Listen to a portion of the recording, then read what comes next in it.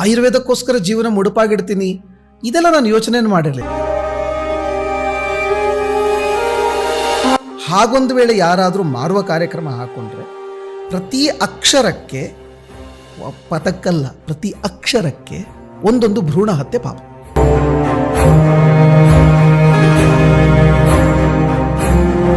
ಏನು ಬದಲಾಗಲ್ಲ ಕಾಶಿ ಒಳಗೆ ಅಂತಂದ್ರೆ ಸ್ಮಶಾನ ಬದಲಾಗಲ್ಲ.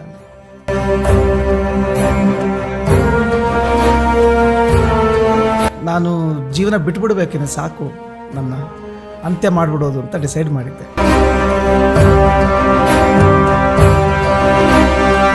ಬೆಳಗ್ಗೆ ಹೇಳೋದು, ಅಂದರೆ ಅಲ್ಲಿ ಕೂತಿರ್ತಿದ್ದೆ, ನದಿಗೆ ಹೋಗಿ ಸ್ನಾನ ಮಾಡೋದು.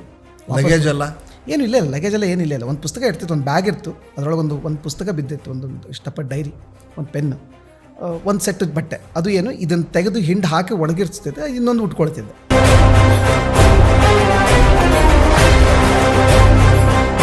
ಅಂಥ ಅದ್ಭುತವಾದ ಸತ್ಯದರ್ಶನ ಅದು ಆಗೋ ಜಾಗ ಅದು. ಒಂದು ಸಾರ್ತಿ ಅಂತೂ ಒಂದು 9-10 ಹೆಣಗಳು ಕ್ಯೂ ಅಲ್ಲಿ ನಿಂತಿದ್ದು. ಸ್ಮಶಾನ ವೈರಾಗ್ಯ ಮನುಷ್ಯನಿಗೆ ಜೀವನದಲ್ಲಿ ಬಂದುಬಿಟ್ರೆ ಒಂದು ಮೋಕ್ಷ ಕೊಟ್ಟೋಗ್ತಾನೆ ಅಂತಾರೆ. ಜೀವನದಲ್ಲಿ ಅತ್ಯಂತ ಬೇಸತ್ತ ವ್ಯಕ್ತಿಗೆ, ಇನ್ನು ಸಾಧ್ಯವೇ ಇಲ್ಲ ಅಂತ ಬೇಸತ್ತ ವ್ಯಕ್ತಿಗೆ ಆ ಸ್ಮಶಾನ ಉತ್ತರ ಆಗತ್ತೆ. ವಿಪರೀತವಾದ ಎನರ್ಜಿಗಳು ಓಡಾಡುವಂಥದ್ದು, ಇದೆಲ್ಲ ಅನುಭವಕ್ಕೆ ಬರುತ್ತೆ. ಇದು ಕೇವಲ ಮತ್ತು ಕೇವಲ ಆ ವಿಷ್ಣು ರೂಪನಾದ ಧನ್ವಂತರಿ ಬಿಟ್ಟರೆ ಕೃಷ್ಣನಿಗಿದೆ. ಅದು Ayurveda itself is an SOP. ನಾಡಿ ಹಿಡಿದ ತಕ್ಷಣ ಅವರಿಗೆ ನೀವೇನು ತಿಂದ್ರಿ, ನೀವೇನು ಮಾಡಿದ್ರಿ, ಇದನ್ನೆಲ್ಲ ಗೊತ್ತಾಗತ್ತೆ.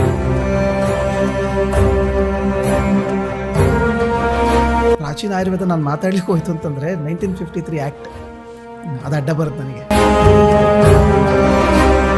ಮನುಷ್ಯನಿಗೆ ಡೈಜೆಷನ್ ಕೆಲಸನ ಜಾಸ್ತಿ ಮಾಡಿಸುತ್ತೆ. ಇದಕ್ಕೆ ಪಾಪ ಅದಕ್ಕೊಂದು ಏನಂತಾರೆ, ಬದನಾಮಿ ಮಾಡಿಬಿಟ್ಟಿದ್ದಾರೆ. ಅದನ್ನು ಏನು ಶಿಲಾಜಿತ್ತಿದೆ ಅದು ಸರ್ವಶ್ರೇಷ್ಠ ಅಂತ ಹೇಳ್ತಾರೆ. ಅದಕ್ಕೆ ಕಪ್ಪು ವರ್ಣ ಇರ್ತದೆ. ಕೃಷ್ಣ ಅಂತ ಸ್ಪಷ್ಟವಾಗಿ ಹೇಳ್ತಾರೆ.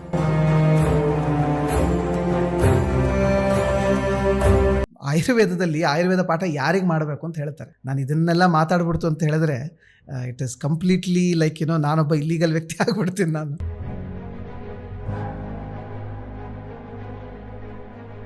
ಪೋಸ್ಟ್ ಪ್ರೆಗ್ನೆನ್ಸಿನಲ್ಲಿ ಅದೇನು ಹಿಂದಿನ ಕಾಲದಲ್ಲಿ ಧೂಪನಗಳು, ಅಭ್ಯಂಗಗಳು ಏನೇನೆಲ್ಲ ಮಾಡಬೇಕು ಅಂತ ಇರ್ತಿತ್ತು, ಅದೆಲ್ಲ ಏನು ಉಳಿದೇ ಇಲ್ಲ ಈಗ.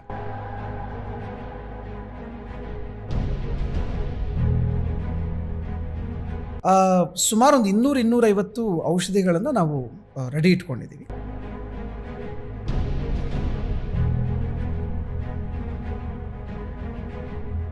ಸೊ ಅನೇಕ ವಿಷಯಗಳಲ್ಲಿ ಔಷಧಿ ಕೂಡ ನಮಗೊಂದು ಇಂಪಾರ್ಟೆಂಟ್ ರೋಲ್.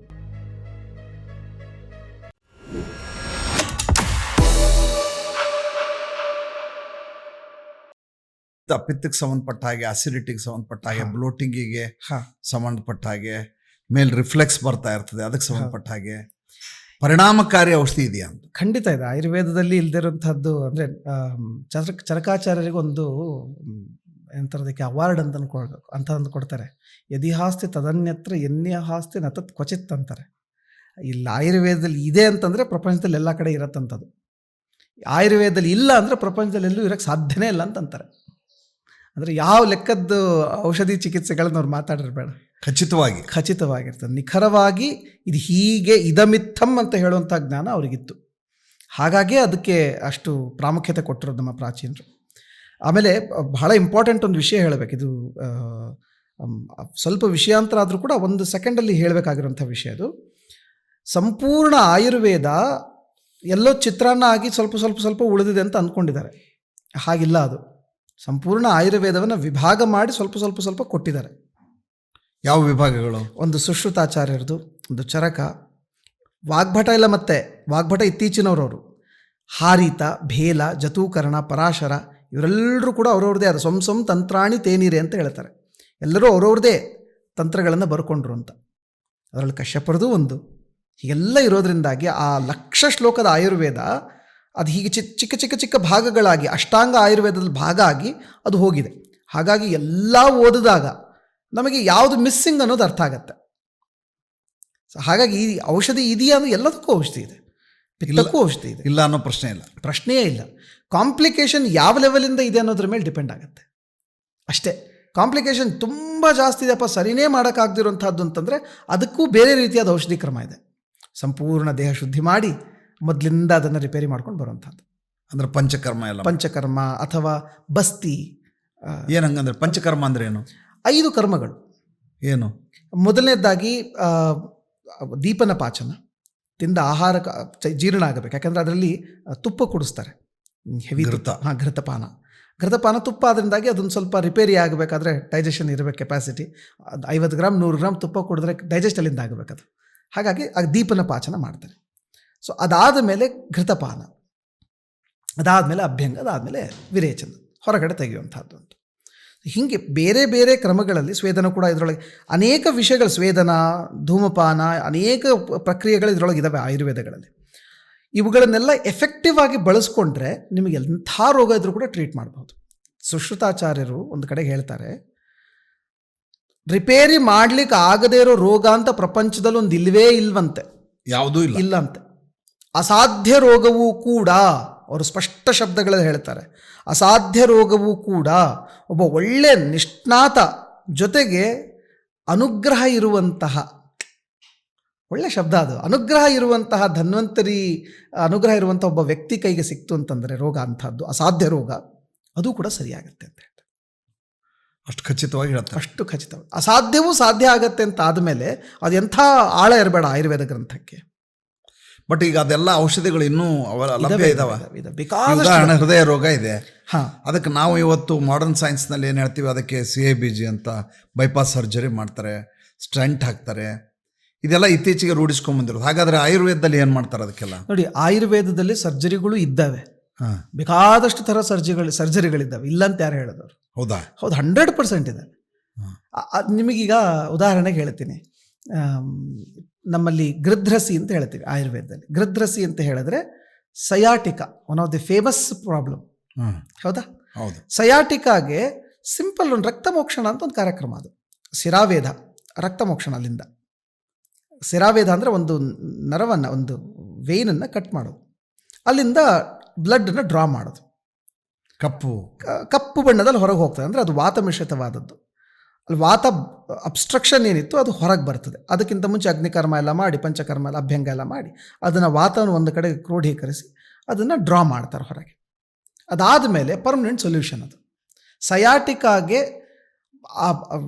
ಶಿರಾವೇದ ಮಾಡಿಸ್ಕೊಂಡು ಮತ್ತೆ ಬಂದಿದ್ದು ಯಾರ ಬಾಯಲ್ಲಿ ಕೇಳೇ ಇಲ್ಲ, ನಾನು ಮಾಡಿಸೇ ಇಲ್ಲ. ಅಂದರೆ ಮಾಡಿಸ್ಕೊಂಡ್ಮೇಲೆ ಮತ್ತೆ ವಾಪಸ್ ಬಂತು ಅಂತ ಯಾರ ಬಾಯಲ್ಲೂ ಕೇಳಿಲ್ಲ ನಾನು. ಬರಲ್ಲ ಅದು ಕ್ಲಿಯರ್ ಆಗಿಬಿಡುತ್ತೆ. ಬಟ್ ಅದು ಪಾಪ್ಯುಲರ್ ಆಗಿಲ್ಲ ಯಾಕೆ ಅಂತ, ಜನಪ್ರಿಯ ಆಗಿಲ್ಲ ಯಾಕೆ? ಅನೇಕ ಕಾರಣಗಳು. ಒಂದು, ಅದನ್ನು ಎಫೆಕ್ಟಿವ್ ಆಗಿ ಮಾಡೋರು ಕಡಿಮೆ ಇದ್ದರೂ ಕೂಡ ಅದನ್ನು ಹೊರಗಡೆಗೆ ಅದನ್ನು ತರಕ್ಕೆ ಬಿಡ್ತಾ ಇಲ್ಲ. ಅನೇಕ ಕಾರಣಗಳು. ಅಂಥ ಕಾರಣಗಳ ಮಧ್ಯದಲ್ಲಿ ಎಲ್ಲೋ ಒಬ್ಬರಿಬ್ಬರಿಗೆ ಕೈಗೆ ಸಿಗತ್ತೆ. ಈಗ ಉದಾಹರಣೆಗೆ ಸಿಕ್ಕಿತ್ತು ನಿಮಗೂ ಕೂಡ, ಅದು ನಿಮಗೆ, ಅದು ನಾನೇನು ಹೇಳಬೇಕಾಗಿದ್ದಲ್ಲ, ಅದು ಪರಿಹಾರ ನಿಮಗೆ ಗೊತ್ತಿದೆ. ಅದರಿಂದ ನಿಮಗೆ ಏನು ಎಫೆಕ್ಟ್ ಆಗಿದೆ ನನಗಿಂತ ಹೆಚ್ಚಾಗಿ ನೀವು ಚೆನ್ನಾಗಿ ಹೇಳ್ಬೋದು. ನಾನು ರೋಗಿ ಅಲ್ಲ ಆ ವಿಚಾರದಲ್ಲಿ. ನಿಮಗದು ಗೊತ್ತಾಗಿದೆ, ಅದರ ಅನುಭವ ಆಗಿದೆ. ಅಲ್ಲ, ಆಚಾರ್ಯರು ನೀವು ಹೇಳಿದ ಮೇಲೆ ಮಾಡಿಸಿರೋದು ನಾನು. ಅದು ಅಲ್ಲ, ಅತ್ಯಂತ ಯಶಸ್ವಿಯಾಗಿ ಮಾಡಿದ್ರು. ಮತ್ತು ಅವತ್ತಿನ ನನಗೆ ಯಾವತ್ತೂ ಸಯಾಟಿಕಾ ಸಮಸ್ಯೆ ಬರಲಿಲ್ಲ. ಯಾಕೆ ಬರಲಿಲ್ಲ? ಗಂಟೆಗಟ್ಟಲೆ ನಿಂತರೂ ಕೂಡ ಯಾವತ್ತೂ ನನಗೆ ಸಮಸ್ಯೆ ಆಗಿಲ್ಲ.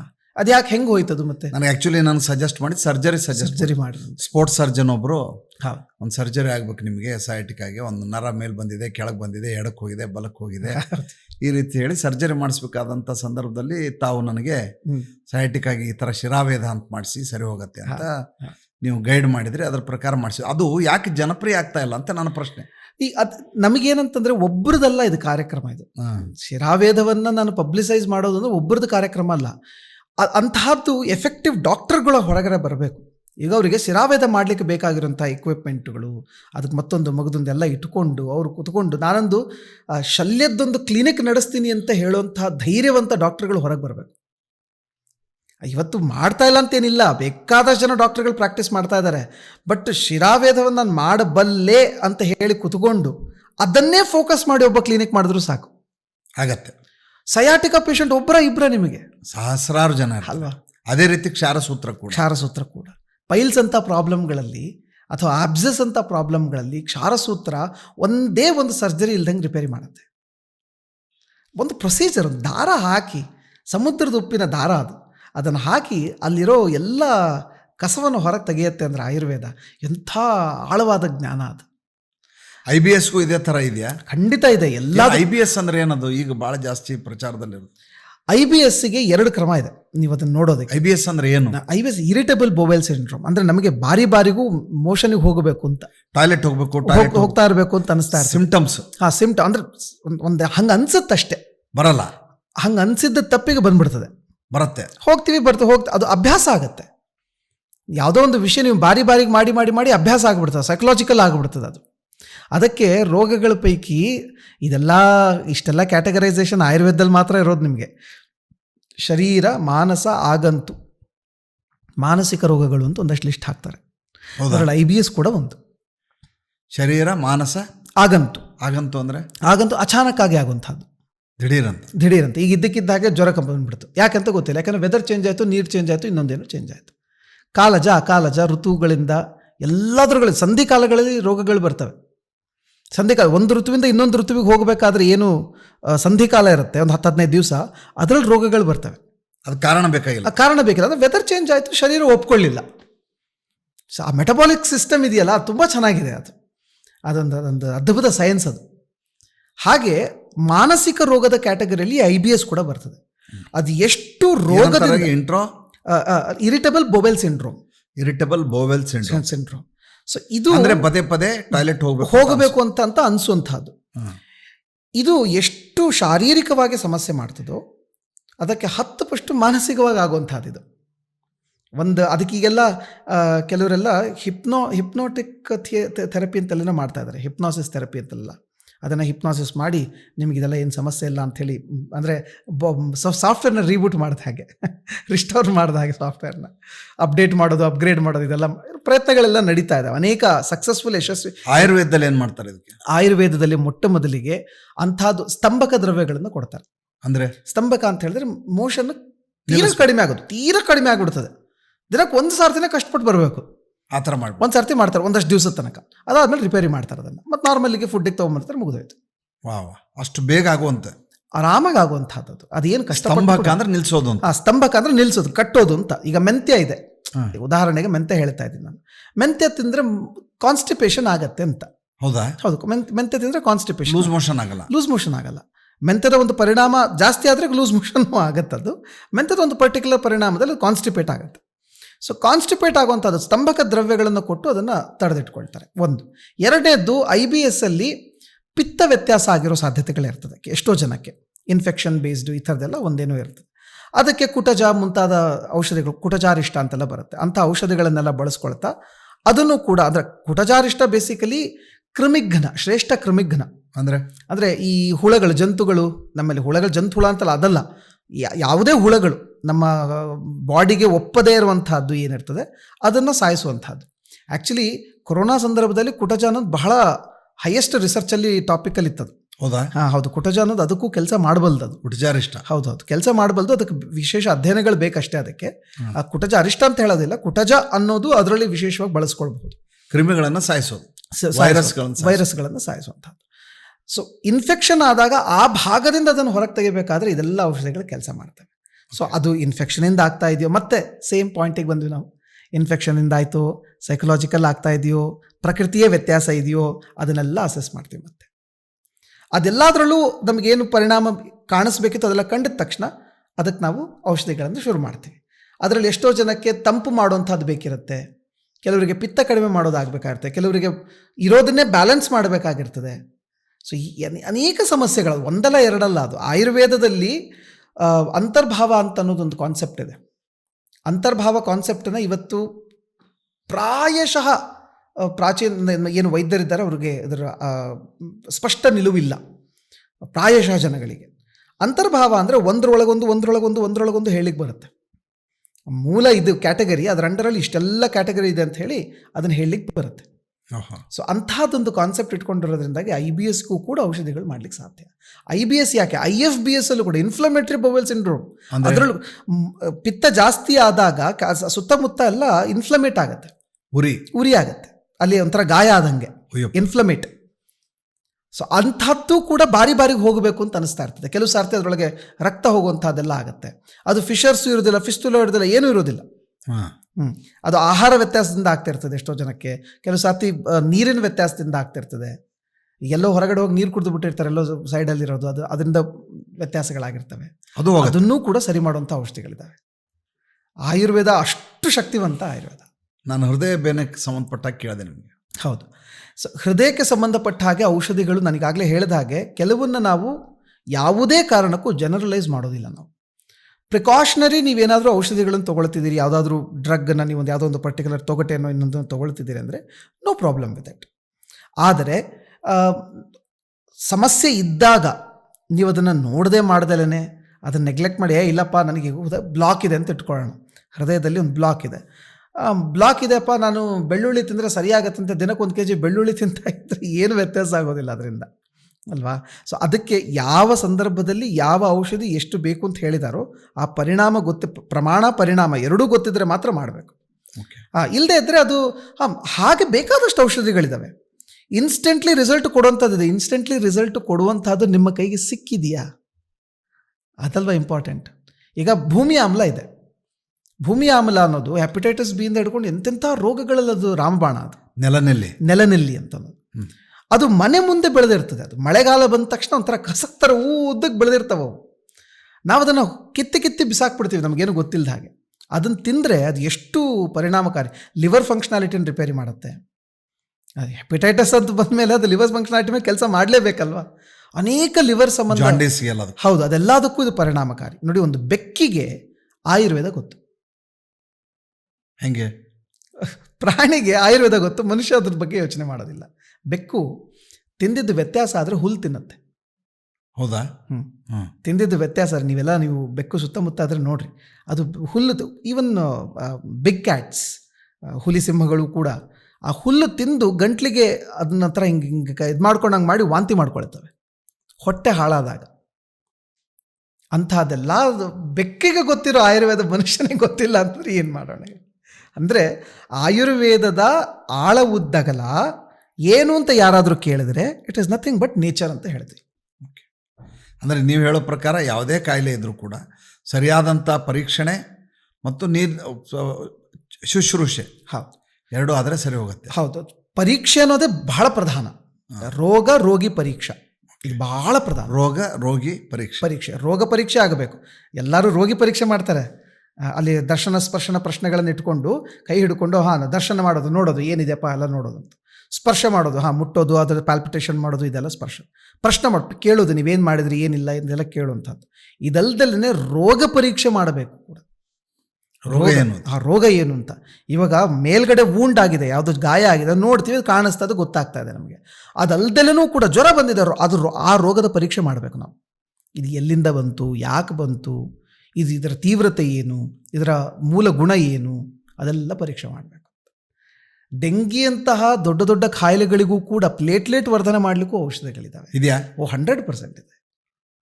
ಹಾಗೆ ಪ್ರಯೋಗ ಮಾಡ್ಬೋದಾ? ಹಂಗೆ ಖಂಡಿತ ಪ್ರಯತ್ನ ಮಾಡ್ಬೋದು. ನೀವು ಅದನ್ನು ಸಪ್ಲಿಮೆಂಟ್ರಿ ಆಗಿ ತೊಗೊಳ್ಬೋದು. ನೀವು ವರ್ಸ್ಟ್ ಕೇಸ್ ನೀವು ಹಂಗಾದ್ರೂ ತೊಗೊಂಡ್ರೆ ಸಾಕು, ಸಹಾಯ ಮಾಡುತ್ತೆ. ಈಗ ಸದ್ಯದ ನಿಮ್ಮ ಯೋಜನೆ ಏನು? ವೈದ್ಯ ಗುರುಕುಲ ಮತ್ತು ಔಷಧಂ ಸಂಸ್ಥೆಗಳೇನು ಎರಡೂ ಇದೆ, ಇದೆರಡು ಒಂದಕ್ಕೊಂದು ಹಾಸುಹೊಕ್ಕಾಗಿ ನಡೀತಾ ಇರುವಂಥ ಸಂಸ್ಥೆಗಳು. ಒಂದು ವಿಷನ್ ಮೇಲೆ ಕೂತ್ಕೊಂಡು ಕೆಲಸ ಮಾಡ್ತಿರೋಂಥ ಸಂಸ್ಥೆಗಳು. ಆ ವಿಷನ್ ಏನು ಅಂತ ಹೇಳಿದ್ರೆ ಕೇವಲ ಒರಿಜಿನಲ್ ಆಯುರ್ವೇದ ಏನು ಪ್ರಾಚೀನ ಪರಂಪರೆ ಆಯುರ್ವೇದ ಇತ್ತಲ್ಲ ಅದನ್ನು ಅದಕ್ಕೆ ಸೇವೆ ಮಾಡೋದು ಅಂತ. ವೈದ್ಯ ಗುರುಕುಲದಲ್ಲಿ ನಾವು ಮಕ್ಕಳನ್ನು ಎಂಪವರ್ ಮಾಡಿ ಟುವರ್ಡ್ಸ್ ಆಯುರ್ವೇದ ಅವರಿಗೆ ಕರೆಯುವಂಥದ್ದು. ಮತ್ತು ಎಕ್ಸಿಸ್ಟಿಂಗ್ ಅಪ್ಕಮಿಂಗ್ ಡಾಕ್ಟರ್ಸ್ ಏನಿದ್ದಾರೆ, ಇವಾಗ ಪಾಪ ಹುಡುಗರು PUC ನಂತರ ಕಾಲೇಜಿಂದ ಏನು ಆಯುರ್ವೇದಕ್ಕೆ ಹೋಗ್ತಾರೆ, ಸಂಸ್ಕೃತ ಟಚ್ಚೇ ಇರೋದಿಲ್ಲ ಪಾಪ. ಅವಕ್ಕೆ ಅವರಲ್ಲಿ ಹೋಗಿ ಪರಿಸ್ಥಿತಿ ಹೆಂಗಿರುತ್ತಂದರೆ ಕುತ್ಕೊಳ್ತಾರೆ, ನಾನು ಡಾಕ್ಟರ್ ಆಗ್ಲಿಕ್ಕೆ ಬಂದಿದ್ದೀನಿ ಅಂತ ಕುತ್ಕೊಳ್ತಾರೆ. ಅಲ್ಲಿ ಬಂದು ಸಂಸ್ಕೃತ ಲೆಕ್ಚರರ್, ಯಾಕಂದರೆ ಸಂಸ್ಕೃತದಲ್ಲಿದೆ, ಸಂಸ್ಕೃತ ಲೆಕ್ಚರರ್ ಬರೀಲಿಕ್ಕೆ ಶುರು ಮಾಡ್ತಾರೆ. ಐ ಉಂಡ್ರುಳ್ರು ಕೇವಂಗ್ ಅಯ್ಯೋ ಛೈವರಟ್ ಲಣ್ ಅಂತ ಬರೆದಿದ್ದ ತಕ್ಷಣ ಇದ್ಯಾವುದಪ್ಪ ಚೈನೀಸ್ ಕಲಿಸ್ತಾ ಇದ್ದಾರೆ ನನಗೆ ಅಂತ ಅವರಿಗೆ ಭಾವನೆ. ಆ ಭಾವನೆಗಳಿಂದ ಹೊರಗೆ ತೆಗಿಬೇಕಾದ್ರೆ ಅವ್ರನ್ನ ಎಂಪವರ್ ಮಾಡಬೇಕು ನಾವು. ಅದಲ್ದಲೇ ಒಬ್ಬ ಒಳ್ಳೆ ವೈದ್ಯನಿಗೆ ಅವಶ್ಯಕವಾಗಿ ಬೇಕಿರುವಂಥದ್ದು ಏನು ಅಂತ ಕೇಳಿದ್ರೆ ಬೇರೆ ಏನೂ ಅಲ್ಲ, ಔಷಧಿ. ಪ್ಯೂರೆಸ್ಟ್ ಫಾರ್ಮ್ ಆಫ್ ಔಷಧಿ ಇರಬೇಕು. ಬೇಕಾದಷ್ಟು ಸಂಘ ಸಂಸ್ಥೆಗಳು ಅದ್ರ ಮೇಲೆ ಕೆಲಸ ಮಾಡ್ತಾ ಇದ್ದಾವೆ, ಇಲ್ಲ ಅಂತೇನಿಲ್ಲ. ಅದು ನಾವ್ಯಾಕೆ ಮತ್ತೆ ಇನ್ನೊಂದು ಸಂಸ್ಥೆಯನ್ನು ಕೊಡಬೇಕು ಅಂತ ಹೇಳಿದ್ರೆ, ನಮ್ಮ ಔಷಧೀಯ ಕ್ರಮದಲ್ಲಿ ಒಂದು ಅಪರೂಪದ ಒಂದು ಟಾಪಿಕನ್ನು ಇಂಟ್ರೊಡ್ಯೂಸ್ ಮಾಡಿದ್ದೀವಿ, ಟ್ರೆಡಿಷ್ನಲ್ ಮೆಡಿಸಿನ್ ಅಂತ. ಇದು ಕೇವಲ ವೈದ್ಯರಿಗೆ ಮಾತ್ರ ಆಕ್ಸೆಸಬಲ್. ಇದು it is not accessible for the patients. So ಹೇಗೆ ನಮಗೆ ಕ್ಲಾಸಿಕಲ್ ಪ್ರಿಪರೇಷನ್ಸ್ ಅಂತ ಇದೆಯೋ, ಹೇಗೆ ನಮ್ಮ ಹತ್ರ ಪ್ರೊಪ್ರೈಟ್ರಿ ಪ್ರಿಪರೇಷನ್ಸ್ ಅಂತ ಇರುತ್ತೋ, ಹಾಗೆ ಒಂದು ಟ್ರೆಡಿಷ್ನಲ್ ಪ್ರಿಪರೇಷನ್ ಅಂತ ಒಂದು ಕ್ಯಾಟಗರಿ ಮಾಡಿದ್ದೀವಿ ನಮ್ಮ ಔಷಧಿಗಳಲ್ಲಿ. ಟ್ರೆಡಿಷ್ನಲ್ ಪ್ರಿಪರೇಷನ್ಸ್ ಏನು ಅಂತ ಹೇಳಿದ್ರೆ, ಅನಾದಿ ಕಾಲದಿಂದ ತಲೆತಲಾಂತರಗಳಿಂದ ಗುರು ಶಿಷ್ಯ ಪರಂಪರೆಯಲ್ಲಿ ಬಂದಿರುವಂತಹ ಅಪರೂಪದ ಔಷಧಿಗಳನ್ನು ಅಲ್ಲಿ ತಯಾರು ಮಾಡೋದು. ಅದನ್ನು ವೈದ್ಯರಿಗೆ ಕೊಟ್ಟಾಗ ಅವರು ಎಫೆಕ್ಟಿವ್ ಆಗಿ ಟ್ರೀಟ್ ಮಾಡಲಿಕ್ಕೆ ಸಾಧ್ಯ ಅಂತ. ಅಭ್ರಕ ಭಸ್ಮಗಳು, ಅದರಲ್ಲಿ ಕೆಲವು ಯೋಗಗಳು ಅಂಥದ್ದನ್ನೆಲ್ಲ ಕೆಲವರು ಋಷಿಮುನಿಗಳಿಂದ ಈಗ ನಮ್ಮ ಜೊತೆಗೆ ಕೆಲಸ ಮಾಡ್ತಾ ಇರ್ತಾರೆ. ಅವರಿಗೆ ಬೇಕಾದ ಯಾವುದೊಂದು ಭಸ್ಮ ಬೇಕು, ಅದು ಸಿಗೋದೇ ಇಲ್ಲ. ಅವರಿಗೆಲ್ಲ ಓದಿರ್ತಾರೆ ಪಾಪ, ಸಿಗೋದಿಲ್ಲ. ಆದರೆ ಅದು ಕೆಲವು ವೈದ್ಯರಿಗೆ, ಪರಂಪರಾಗತ ವೈದ್ಯರಿಗೆ ಅದು ಬಂದಿರ್ತದೆ. ನಾವು ಅದನ್ನೆಲ್ಲ ಪ್ರಿಪೇರ್ ಮಾಡ್ತಾ ಇದ್ದೀವಿ, ಅವರಿಗೆ ವೈದ್ಯರಿಗೆ ಅದನ್ನು ಎಂಪವರ್ ಮಾಡ್ತಾ ಇದ್ದೀವಿ. ಸೊ ಆ ಟ್ರೆಡಿಷ್ನಲ್ ಮೆಡಿಸಿನ್ನಲ್ಲಿ ನಮಗೆ ಅನುಕೂಲ ಏನು ಅಂತ ಹೇಳಿದ್ರೆ, ಒಂದು ಕನಿಷ್ಠ ಪಕ್ಷ 400-500 ವರ್ಷಗಳ ಹಿಂದಿನ ಪರಂಪರೆಗಳಲ್ಲಿ ಬಂದ ಔಷಧಿಗಳೆಲ್ಲ ಅದರೊಳಗೆ ಸಿಗತ್ತೆ ನಮಗೆ. ಸೊ ಅಂದರೆ ಇತ್ತೀಚೆಗೆ ಆದರೂ ಕೂಡ ಪರಂಪರಾಗತ ಅದು. ಅದಲ್ಲದೆ ಒಂದು ಕಮ್ಯುನಿಟಿಯನ್ನು ಮಾಡ್ತಾ ಇದ್ದೀರಿ ಅಂತ ಕೇಳಿ. ಹೌದು, ಇದು ಪ್ರಪಂಚದಾದ್ಯಂತ ಇರುವ ಆಯುರ್ವೇದ ವೈದ್ಯರನ್ನು ಒಂದು ಸೇರಿಸ್ಲಿಕ್ಕೊಂದು ಕಾರ್ಯಕ್ರಮ. ಇಲ್ಲೇನು ದುಡ್ಡಿಲ್ಲ, ಕಾಸಿಲ್ಲ. ಮೇಧಾಯು ಅಂತ ಹೇಳಿ ಅದಕ್ಕೆ ಹೆಸರು, MEDHAYU, medhayu.com. ಸೊ medhayu.com ಅಲ್ಲಿ ಕೇವಲ ವೈದ್ಯರಿಗೆ ಮಾತ್ರ ಪ್ರವೇಶ. ಇದು ಸಾಮಾನ್ಯರಿಗಿಲ್ಲ, ಅಂದರೆ ರೋಗಿಗಳಿಗಾಗಲಿ ಬೇರೆಯವರಿಗಾಗಲಿ ಇಲ್ಲ. ಕಾರಣ ಏನು ಅಂತ ಹೇಳಿದ್ರೆ, ವೈದ್ಯರಿಗೆ ಈಗ ಒಂದು ಫೇಸ್ಬುಕ್ಕಲ್ಲಿ ನಾವೇನೋ ಡಿಸ್ಕಷನ್ ಮಾಡ್ತೀವಿ ಅಂತಂದರೆ, ಅಥವಾ ಬೇರೆ ಯಾವುದೋ ಮಾಧ್ಯಮಗಳಲ್ಲಿ ಡಿಸ್ಕಷನ್ ಮಾಡ್ತೀವಿ ಅಂದರೆ, ಅದನ್ನು ಅವರು ಎಫೆಕ್ಟಿವ್ ಆಗಿ ಬಳಸ್ಕೊಳ್ಳಿಕ್ಕಾಗೋದಿಲ್ಲ. ಎಷ್ಟೋ ದಿವಸ ಆದಮೇಲೆ ಅದು ಕಳೆದು ಹೋಗ್ಬಿಡ್ತದೆ, ಮಧ್ಯದಲ್ಲಿ ಏನೋ ಮಾರ್ಕೆಟಿಂಗ್ ಮೆಸೇಜ್ ಬರುತ್ತೆ, ಇನ್ನೇನೋ ಆಗೋಗಿರುತ್ತೆ, ಏನೇನೋ ಆಗೋಗಿರುತ್ತೆ. ಇಲ್ಲಿ ಏನಾಗುತ್ತೆ ಅಂದರೆ, ಕೇವಲ ಮತ್ತು ಕೇವಲ ಡಾಕ್ಟರ್ಗಳು ಪರಸ್ಪರವಾಗಿ ಮಾತಾಡ್ಲಿಕ್ಕೆ ಆಗೋದ್ರಿಂದಾಗಿ ಅದಕ್ಕೆ ಬೇಕಾದ ಫೋರಮ್ಗಳು, ಅದಕ್ಕೆ ಬೇಕಾದ ಡಿಸ್ಕಷನ್ಗೆ ಬೇಕಾದ ಟಾಪಿಕ್ಗಳು, ಅದೆಲ್ಲ ಅಲ್ದಲೇ ಬಹಳ ಇಂಪಾರ್ಟೆಂಟ್, ಅವರಿಗೆ ಬೇಕಾಗಿರೋ ಎಲ್ಲ ಸಂಹಿತೆಗಳನ್ನು ಅಲ್ಲಿ ಒದಗಿಸ್ಕೊಡ್ತಾ ಇದ್ದೀವಿ. One platform. ಅಲ್ಲಿ ಏನು ಅವ್ರಿಗೇನು ಖರ್ಚಿಲ್ಲ, ಏನಿಲ್ಲ, ಉಚಿತ, ಎಲ್ಲವೂ ಉಚಿತ. ಅವ್ರು ಮಾಡಬೇಕಾಗಿದ್ದೇನು, ಅಧ್ಯಯನ ಮಾಡಬೇಕು. ಅಧ್ಯಯನ ತಲುಪೋದು ಹೇಗೆ? ಅವರು medhayu.com ಹೋಗಿ ರಿಜಿಸ್ಟರ್ ಮಾಡಿದ್ರೆ ಸಾಕಷ್ಟೇ. ಓಕೆ, ಅಲ್ಲಿ ಕೆಳಗಡೆ ರಿಜಿಸ್ಟರ್, ಲಾಗಿನ್ ಕೆಳಗಡೆ ಒಂದು ರಿಜಿಸ್ಟರ್ ಅಂತ ಲಿಂಕ್ ಇರುತ್ತೆ, ಅಲ್ಲಿ ಹೋಗಿ ರಿಜಿಸ್ಟರ್ ಮಾಡಿದ್ರೆ ಸಾಕು. ಮಿಕ್ಕಿದೇನು ಮಾಡಬೇಕಾಗಿದ್ದಿಲ್ಲ. ಒಳಗಡೆ ಬಂದಮೇಲೆ ಅವರಿಗೆ ಗೊತ್ತಾಗತ್ತೆ ಸ್ವಲ್ಪ. ಸೊ ಡಿಟೇಲ್ಡ್ ಆಗಿ ನಾವು ಅದರದ್ದು ಇನ್ಫಾರ್ಮೇಷನ್ ಇಟ್ಕೊಂಡಿದ್ದೀವಿ. ಅವ್ರದ್ದು ಮೆಡಿಕಲ್ ಪ್ರಾಕ್ಟೀಷನರ್ ನಂಬರ್ ಇದೆಲ್ಲ ತೊಗೊಳ್ಬೇಕಾಗತ್ತೆ, ಯಾಕಂದರೆ ಬೇರೆಯವರು ಬಂದರೂ ಕೂಡ ಗೊತ್ತಾಗೋದಿಲ್ಲ ನಮಗೆ. ಸೊ ಅದನ್ನು ನಾವು ವಿಭಾಗ ಮಾಡಬೇಕಾದ್ರಿಂದಾಗಿ ಅವ್ರ ಪ್ರಾಕ್ಟೀಷನರ್ ನಂಬರ್, ವಿದ್ಯಾರ್ಥಿಗೂ ಕೂಡ ಅದರೊಳಗೆ ಅವಕಾಶ ಇದೆ. ಆಯುರ್ವೇದ ವಿದ್ಯಾರ್ಥಿಗಳಿದ್ದರೂ ಕೂಡ, ಮೆಡಿಕಲ್ ಸ್ಟೂಡೆಂಟ್ಸ್, BAMS ವಿದ್ಯಾರ್ಥಿಗಳಿದ್ದರೆ ಅವರಿಗೂ ಈ ಕಮ್ಯುನಿಟಿಲಿ ಅವಕಾಶ ಇದೆ. ಅವ್ರಿಗೇನಾಗತ್ತೆ ಅಂದರೆ, ಅತ್ಯಂತ ನಿಷ್ಣಾತ ಮತ್ತು ವಿದ್ಯಾವಂತ ಹಳೆಯ ಡಾಕ್ಟರ್ಗಳೇನಿರ್ತಾರಲ್ಲ, ಅವರಿಂದ ಅವರಿಗೆ ಇನ್ಪುಟ್ಸ್ಗಳು ಸಿಗುತ್ತೆ. ಈಗ 40 ವರ್ಷ ಎಕ್ಸ್ಪೀರಿಯೆನ್ಸ್ ಇರೋ ಡಾಕ್ಟ್ರು ಆ ಕಮ್ಯುನಿಟಿಲಿ ಇದ್ದಾಗ, ಮೊದಲನೇ ವರ್ಷದ ವಿದ್ಯಾರ್ಥಿಗೆ ಏನೋ ಸಮಸ್ಯೆ ಬಂದರೆ, ಆತ ನಿಜವಾಗಿಯೂ ಕ್ವಾಲಿಟಿ ಸಮಸ್ಯೆ ಆದಾಗ ಏನಾಗುತ್ತೆ, ಅಂಥ ಡಾಕ್ಟರ್ಗಳ ಇನ್ಪುಟ್ ಇದೆಯಲ್ಲ, ಬಹಳ ದೂರ ತನಕ ಕೆಲಸ. Q&A ಇದೆಯಾ ಅದರಲ್ಲಿ? ಹೌದು, ಕ್ವಶನ್ ಆನ್ಸರ್ಸು, ಅದು ಕೂಡ ಅಲ್ಲೇನೆಂದರೆ ಅದನ್ನು ಲೈಕ್ ಮಾಡುವಂಥದ್ದು, ಅದರ ವೋಟ್ ಮಾಡುವಂಥದ್ದು, ಅದು ಎಲ್ಲ ಸ್ಟ್ಯಾಂಡರ್ಡ್ ಕಮ್ಯುನಿಟಿ ರೂಲ್ಸ್ ಏನೇನು ಇದ್ದಾವೆ, ಏನೇನು ಬೇಕಾಗಬಹುದು ಎಲ್ಲ ಕೂಡ ಅದರೊಳಗೆ ಹಾಕಿ, ಫೇಸ್ಬುಕ್ ಥರ, ಹೌದು ಅದರ ಥರ ಅವ್ರ ಸ್ಟೋರಿಗಳನ್ನು ಅಪ್ಡೇಟ್ ಮಾಡುವಂಥದ್ದು, ಇದೆಲ್ಲವೂ ಕೂಡ ಕೇಸ್ ದೃಷ್ಟಿಕೋನದಿಂದ ಇದೆ. ಅಂದರೆ ಯಾವುದೊಂದು ರೋಗ ಇದೆ ಅಂತ ಹೇಳಿದ್ರೆ ಅದನ್ನು ನಾವು ಫೋಟೋ ತೊಗೊಳ್ತೀವಿ, ಅದರೊಳಗೆ ಹಾಕ್ತೀವಿ. ಇದನ್ನು ಮಾಡಿರೋ ಕಾರಣ ಏನು ಅಂತಂದರೆ, ಈಗ ನೀವೊಬ್ಬರು ಪತ್ರಕರ್ತರು, ನೀವು ಮೀಡಿಯಾನ ಅರ್ಥ ಮಾಡ್ಕೊಂಡಿದ್ದೀರಿ, ರಾಜಕೀಯದ ಬಗ್ಗೆ ಎಲ್ಲ ವಿಶ್ಲೇಷಣೆ ಮಾಡಬಲ್ರಿ, ಎಲ್ಲ ಅನೇಕ ವಿಚಾರಗಳನ್ನು ಕೂಡ ನೀವು ಮಾತಾಡ್ತೀರಿ. ನಿಮ್ಮ ಪರಿಣಿತಿ ಏನು ಅಂತ ಕೇಳಬೇಕು ಅಂತಂದರೆ ನಾವು ಮೀಡಿಯಾದಲ್ಲಿ ಬಿಟ್ಟು ನಾವು ಜನಗಳ ಹತ್ರ ಕೇಳಿದ್ರೂ ಸಾಕು, ಯಾರು ಬೇಕಾದರೂ ಹೇಳ್ತಾರೆ. ರವೀಂದ್ರ ಜೋಶಿ ಅವರಿಗೆ ಇದೆಲ್ಲ ಕೆಪಾಸಿಟಿ ಇದೆ, ಇದೆಲ್ಲ ಗೊತ್ತಿದೆ ಅಂತ ಹೇಳ್ತಾರೆ. ಆದರೆ ಒಬ್ಬ ವೈದ್ಯ ಜನಗಳ ಮುಂದೆ ನಿಂತು ನಾನು ಏನೇನು ಟ್ರೀಟ್ಮೆಂಟ್ ಮಾಡಬಲ್ಲೆ, ನನಗೆ ಮೊನ್ನೆ ನಾನೊಂದು ಕ್ಷಾರಸೂತ್ರ ಮಾಡಿದೆ ಗೊತ್ತಾ ಅಂತ ಹೇಳಿದ್ರೆ ಏನೂ ಗೊತ್ತಾಗಲ್ಲ. ಅವರಿಗೆ ಏನು ಅಪ್ರಿಸಿಯೇಷನ್ ಕೊಡೋಣ ನಾವು? ಎಷ್ಟು ಕಾಂಪ್ಲಿಕೇಶನ್ ಇದ್ದಾಗ ಕ್ಷಾರಸೂತ್ರ ಎಫೆಕ್ಟಿವ್ ಆಗಿ ಕೆಲಸ ಮಾಡಿದೆ ಅಂತ ಅನ್ನೋದನ್ನು ಒಬ್ಬ ವೈದ್ಯ ಮಾತ್ರ ಹೇಳಬಲ್ಲ. ಆ ವೈದ್ಯರಿಂದ ಅಪ್ರಿಸಿಯೇಷನ್ ಸಿಗತ್ತಲ್ಲ ಅವರಿಗೆ. ಆಮೇಲೆ ವೈದ್ಯನಿಗೆ ಮಾತ್ರ ಅದು ಅರ್ಥ ಆಗತ್ತೆ. ಸೊ ನಾವು ಪಬ್ಲಿಕಲ್ಲಿ ಅದನ್ನು ಮಾತಾಡಿದಾಗ ಗೊತ್ತಿರೋ ಡಾಕ್ಟ್ರ್ ಬಿಡಪ್ಪ ಏನೋ. ಈಗ ಇದು ಲಾಂಚ್ ಆಗಿದೆ ಇದಾಗಲೇ, ಅಂದರೆ ಪ್ರೀ ಲಾಂಚ್ ಸೆಷನಲ್ಲಿ ಇಟ್ಟಿದ್ದೀನಿ, ಇದನ್ನು ಅರ್ಲಿ ಆಕ್ಸೆಸ್ಸಲ್ಲಿ ಕೊಟ್ಟಿದ್ದೀನಿ ಈಗಾಗಲೇ. ಸೊ ಜನವರಿ ಫೆಬ್ರವರಿ ನಂತರ ಇದನ್ನು ನಾನು ಪಬ್ಲಿಕಲಿ ಅವೈಲೇಬಲ್ ಮಾಡಿಬಿಡ್ತೀನಿ, ಎಲ್ಲರೂ ಜಾಯ್ನ್ ಆಗ್ಬೋದು. ಈಗಲೂ ಕೂಡ ಜಾಯ್ನ್ ಆಗ್ಬೋದು, ಆ್ಯಪ್ ಎಲ್ಲ ಅದರೊಳಗೆ ಬರುತ್ತೆ, ಆ ನಂತರದಲ್ಲಿ ಬರುತ್ತೆ. ಹಾಗೆ ಸೊ ವೈದ್ಯರ ಕಮ್ಯುನಿಟಿ ಮಾಡೋದ್ರಿಂದಾಗಿ ಅನುಕೂಲ ಏನು ಅಂತಂದರೆ, ಲಾಂಗ್ ಟರ್ಮಲ್ಲಿ ನಮಗೆ ಅಧ್ಯಯನ ಮಾಡಬೇಕಾದಾಗ ನಮಗೆ ಹೊಸ ಹೊಸ ವಿಷಯಗಳು, ನಾನು ಈಗಾಗಲೇ ಇವತ್ತಿನ ನಮ್ಮ ಈ ಚಿಂತನೆಯಲ್ಲಿ ಎಲ್ಲ ಕಡೆಗೂ ಬಂತು ವಿಷಯಗಳದು. ಅಧ್ಯಯನ ಯಾಕೆ ರಿಸರ್ಚ್ಗಳಾಗಿಲ್ಲ ಅಂತ ಅನ್ನೋದಂತ. ಒಬ್ಬೊಬ್ಬರು ಒಪಿನಿಯನ್ ಒಂದೊಂದು ಥರ ಇದ್ದಾಗ ಅದು ಕಷ್ಟ ಆಗುತ್ತೆ. ಸೊ ಒಂದು ಕಡೆಗೆ ಬಂದರು ಅಂತಂದರೆ ಆ ಒಪಿನಿಯನ್ಗೂ ಒಂದು ಮರ್ಯಾದೆ ಬರುತ್ತೆ, ಅವರ ಒಕ್ಕೋರಲ್ತನ ಬರುತ್ತೆ. ಸೊ ಆ ಯುನಿಟಿನ ತರೋದಕ್ಕೋಸ್ಕರವಾಗಿ ಈ ಪ್ರಯತ್ನ ಅಷ್ಟೇ. ಆಯುರ್ವೇದದ ಉಳಿವು, ಅದರ ಸೇವೆ, ಇದು ಬಿಟ್ಟರೆ ನಮಗಿನ್ನೇನು ಉದ್ದೇಶವೇ ಇಲ್ಲ. ಯಾವ ನಂಬರ್ನಲ್ಲಿ ನಿಮ್ಮನ್ನು ಸಂಪರ್ಕ ಮಾಡ್ಬೋದು? ನಮ್ಮ ಸಂಸ್ಥೆದೊಂದು ನಂಬರ್ ಇದೆ, 6005578026 ಅಂತ ಹೇಳಿ. ಏನು ನಂಬರ್ ಅದು? 6005578026. ಡಾಕ್ಟರ್ ಶಗುನ್ ಅಂತ ನನ್ನ ಮಡದಿ, ಅವರು ಕೂಡ ಆಯುರ್ವೇದ ವೈದ್ಯರೇ, ನನ್ನ ಹತ್ರನೇ ಮುಂದಿನ ಇದನ್ನೆಲ್ಲ ಕಲ್ತಿರೋಂಥದ್ದು. ಅವರಿಗೂ ಕೂಡ ಒಳ್ಳೆ ಮರ್ಮ ಚಿಕಿತ್ಸೆ, ನಾಡಿ ಇದೆಲ್ಲ ಚೆನ್ನಾಗಿ ಬರುತ್ತೆ. ಈಗ ಇದನ್ನೆಲ್ಲ ಸದ್ಯಕ್ಕೆ ಹ್ಯಾಂಡಲ್ ಮಾಡ್ತಿರೋದವ್ರೇ, ಇದೆಲ್ಲ ಬಿಸ್ನೆಸ್. ಅವರು ಕೂಡ ಜಮ್ಮುನಲ್ಲೇ ಇದ್ದಾರೆ. ಹೌದು, ಜಮ್ಮುನಲ್ಲೇ ಇರ್ತೀವಿ ನಾವೆಲ್ಲ. ಆದರೆ ನಾವು ದೇಶಾದ್ಯಂತ ಸಂಚಾರದಲ್ಲಿ ಅಲ್ಲಿ ಇಲ್ಲಿ ಓಡಾಡೋದು ಇರ್ತದೆ ನಮ್ಮ ಕಾರ್ಯಕ್ರಮ. ಸೊ ಹಾಗೆ ಅವರೇ ಇವಾಗ ಇದನ್ನು ಈ ಬೇರೆ ಬೇರೆ ಕಾಲೇಜುಗಳಿಗೆ ಸೆಮಿನಾರ್ ಬೇಕಾದರೆ ಲಭ್ಯ ಇದ್ದೀರಾ ನೀವು? ಖಂಡಿತ ಇದ್ದೀವಿ. ಅದರೊಳಗೆ ನನ್ನ ಆದ್ಯ ಕರ್ತವ್ಯ ಅದು. ಆಯುರ್ವೇದ ವೈದ್ಯರಿಗೆ ನಾನು ಎಂಪವರ್ ಮಾಡಬೇಕು ಅನ್ನೋದೇ ನನ್ನ ಆದ್ಯ ಕರ್ತವ್ಯ. ಅದಕ್ಕೆ ಟೆಕ್ನಾಲಜಿಕಲ್ ಸಪೋರ್ಟ್ ಕೂಡ ಮಾಡ್ತಾ ಇದ್ದೀವಿ, ಸಾಫ್ಟ್ವೇರ್ಗಳನ್ನೆಲ್ಲ ಒದಗಿಸ್ಕೊಡ್ತಾ ಇದ್ದೀವಿ, ಎಲ್ಲ ಫ್ರೀ ಆಫ್ ಕಾಸ್ಟೇ ಒದಗಿಸ್ಕೊಡ್ತಾ ಇದ್ದೀವಿ. ಲಕ್ಷಾಂತರ ರೂಪಾಯಿ ಖರ್ಚು ನಾವು ಅಲ್ಲಿಂದ ಇಲ್ಲಿಂದ ಎಲ್ಲ ಕಡೆಯಿಂದ ಸಂಗ್ರಹ ಮಾಡಿ ನನ್ನ ಜೀವನದಲ್ಲಿ ದುಡ್ದಿದ್ದ ದುಡ್ಡನ್ನೆಲ್ಲ ಇದ್ರ ಮೇಲೆ ಹಾಕಿ ನಾನು ಮಾಡ್ತಿರೋ ಕಾರಣ ಏನು ಅಂದರೆ, ಆಯುರ್ವೇದದ ಸೇವೆ ಅಂತ ಏನು ಮಾಡ್ತಾ ಇದ್ದೀವಿ ಅದು ಎಫೆಕ್ಟಿವ್ ಆಗಿ ಬಳಕೆ ಆಗಬೇಕು ಅಂದರೆ, ನೋಡಿ, ದುಡ್ಡು ಅನ್ನೋದು ದೊಡ್ಡ ಪ್ಯಾರಾಮೀಟರ್ ಇವತ್ತಿಗೆ. ಮಾನದಂಡ ಅದು ಅಲ್ಲಿ ಏನು ಮಾಡ್ತಾರೆ, ದುಡ್ಡಿದ್ರೆ ಅದು ಸರಿ ಇಲ್ಲ ಅಂತ ಅನ್ನೋ ಥರ. ದುಡ್ಡಿದ್ರೆ ಇದೆಲ್ಲ ಕಟ್ಟಬೇಕು ಅಂತ ಯೂಸ್ ಮಾಡಿ, ಫಸ್ಟ್ ಚೆನ್ನಾಗಿ ಯೂಸ್ ಮಾಡ್ಕೊಳ್ಳಿ, ಆಯುರ್ವೇದನ ಉದ್ಧಾರ ಮಾಡಿರಿ. ಆ ಉದ್ದೇಶದಿಂದ ಇಷ್ಟೆಲ್ಲ ಪ್ರಯತ್ನ ಪಡ್ತಿದ್ದೀವಿ. ಸೊ ಹಾಗಾಗಿ ನೀವು ಕಾಲೇಜಿಗೆ ಕರೀತಾರೆ ಅಂತಂದರೆ ಭಾಳ ಖುಷಿಯಾಗಿ ನಾವು ಅಲ್ಲಿ ಹೋಗಿ ಅವರಿಗೆ ನಮ್ಮ ಕೈಲಿ ಆದ ಸೇವೆನ ನಾವು ಧನ್ವಂತರಿಗೆ, actually I should tell this, ಈ ಥರ ಹೇಳಿದ್ರೆ ಬಹಳ ನಿಮಗದು ಸ್ವಾರಸ್ಯ ಅನಿಸ್ಬಹುದೇನೋ.